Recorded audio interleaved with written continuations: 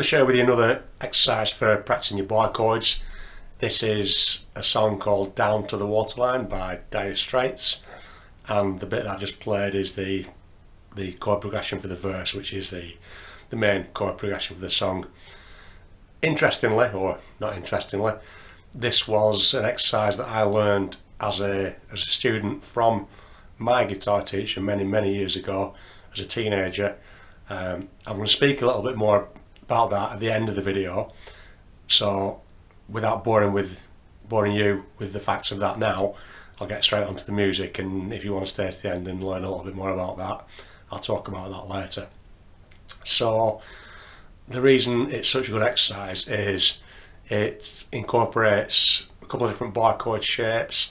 We've got a little bit of movement you probably saw going on there, and we need to be able to make the changes cleanly and in time. Now the first half of the verse, or the first section if we call it that, I'm going to just leave that aside for now and concentrate on the last bit of the verse that I played, just to keep it simple. It's the same chords in the same order, but I want to just keep it as easy, accessible as possible. The chords, there's 4 chords. We've got a B minor. To play that, we're going to use the A minor bar chord shape in position 2, 2nd fret, followed by F sharp minor. We're going to use the E minor bar chord shape in position 2, 2nd fret, and then we've got a major. I'm going up to position 5 to play that, 5th fret, and then an E major, and I'm going back down to the root position to play that. The way I do that is I just take the bar off, move my fingering down, and play it with what I call the bar chord fingering. That's not the normal fingering you use for the E major. You can use your normal fingering if you want, if that works for you, which will be that instead. For me, I find it's easier just to leave that shape on and slide it down, but as always, start off with whatever works best for you. Now the first half of the verse that I'm going to set aside, that's where I was doing it's the same 4 chords, but the last bit of the verse is where I let the chords ring out.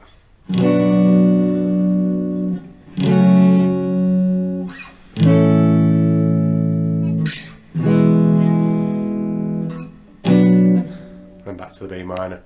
The reason I'm going to focus on that a little bit is because it saves us having to worry about the strumming pattern and any other confusions or complication. For now, we'll just practice those chords in a simple pattern, because we can count the chords with a straightforward 1, 2, 3, 4 count. The first part of the verse, if you listen to it, and I'll put a link if I can on the description, the timing's a little bit funky, but with this bit that we're going to learn, the timing's just straightforward. So with the first chord through to the last chord, so the chord progression throughout is B minor, F sharp minor, A major, E major, and for each one of those we're just going to do a 4 count on the second bit of the verse that I've played. So 2, 3, 4, 2, 3, 4, 1, 2, 3, 4, 1, 2, 3, 4. And there's a little sort of B minor strum that does the turnaround before we go back into it, but don't worry about that, we'll just do these 4 chords. If we need to slow it down, we'll slow it down. I always recommend that. If you're not used to this, those changes might seem a little bit fast, so let's slow it right down, and we'll go 1, 2, 3, 4, 1, 2, 3, 4, 1, 2, 3, 4, 1, 2, 3, 4. Take it as slow as you need, use the metronome, but just get the chords nice and clean. Listen to each chord, don't rush it. Make sure all the notes are sounding cleanly. If you need to, just pick through the notes. If it doesn't sound right, if you're going to, just pick through each note. and see which ones you're getting wrong, and then look at your fingers, your positioning, and see what you can do to put it right. So make sure that they're clean, because that's a lot more important than speed. If you build up the speed without the clean notes, it's going to sound crap, because the notes will never get cleaner. Get the technique right, get the notes clean, and then start building up your speed. Doesn't matter how fast or how slow you play it to begin with, you can always build it up.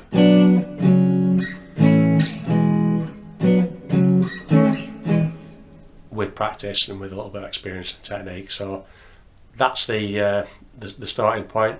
Once you're comfortable with those chords and those changes, then having listened to the actual song, seeing how the verse goes yourself, you can patch the two together, because the funky timing bit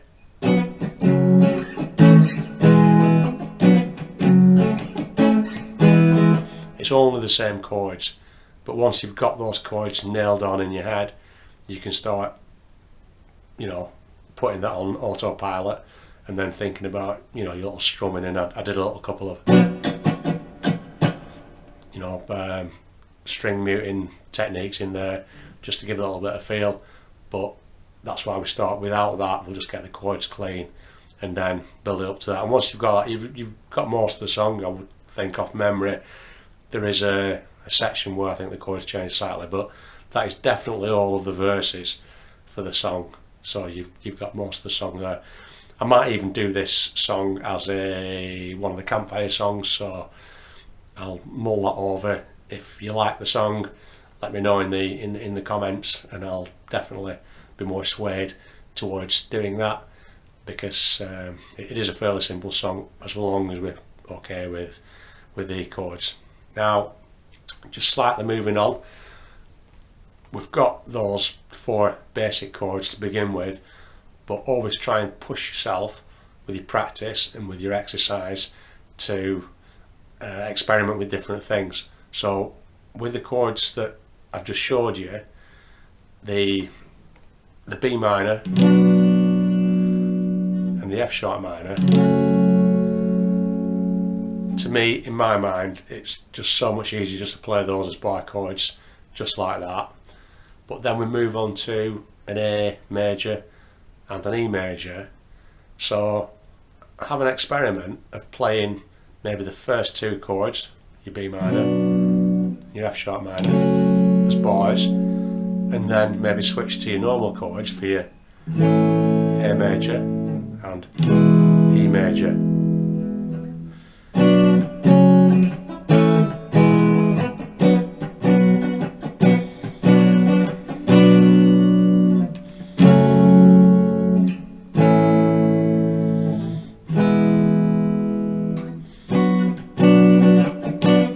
Just gives you another challenge, because then you get used to moving between bar chords and root chords, and the practice is always great, because it builds up your confidence. Now you're not stuck in bar chord mode where your fingers got to be stuck on there. You can leave it on there for a couple, and then you can just go back to your ordinary chords if you want to. So there's an extension for you.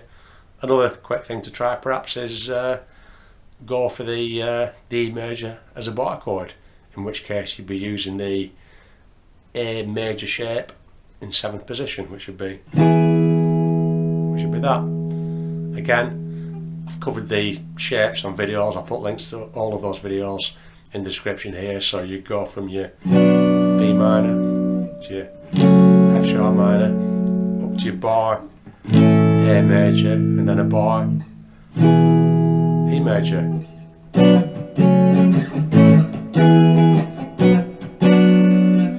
That's another way of playing it.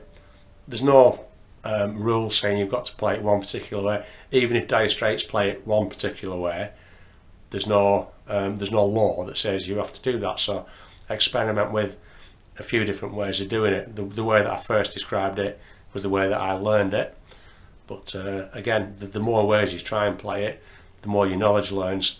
Not just switching between chords, but also your knowledge of theory, because you're thinking about which positions you're going to be in, what the names of the notes on the strings are as your reference points for your chords, So all those things are going to improve your playing onward and onward and onward, more so than the basic exercise. So hope that's been good for you. I'll list the chords in the description as well, because there's only 4 of them: the B minor, F sharp minor, A major, and E major. Now, just really quick, I mentioned at the start of this video, I've kind of nicked this exercise off my guitar teacher that I had when I was first learning, and I just wanted to say sort of the point that I wanted to make was, unfortunately he's not with us anymore. He was quite a bit older than me, and he's passed on over the years, but he was a fantastic guitar teacher, and that's one of the things that's helped me so much, and I've got him to thank for a lot of the skills and things that I've learned on the guitar by having a fantastic teacher like him. Some teachers are better than others, and I was lucky to have a really, really good one.